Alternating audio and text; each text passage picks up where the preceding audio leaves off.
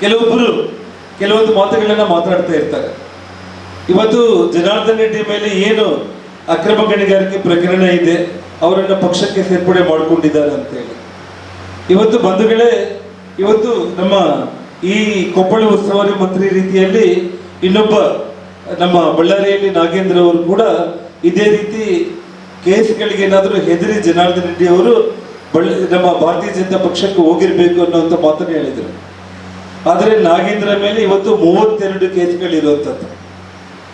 ಇವತ್ತು ನನ್ನ ಕೇಸ್ಗಳಲ್ಲೇ 4 ಕೇಸಲ್ಲಿ ನಾಗೇಂದ್ರ ಇರೋದ್ರ ಜೊತೆಯಲ್ಲಿ ಇನ್ನ 28 ಪ್ರಕರಣಗಳನ್ನ ತಲೆ ಮೇಲೆ ಹಾಕೊಂಡಿದ್ದಾರೆ.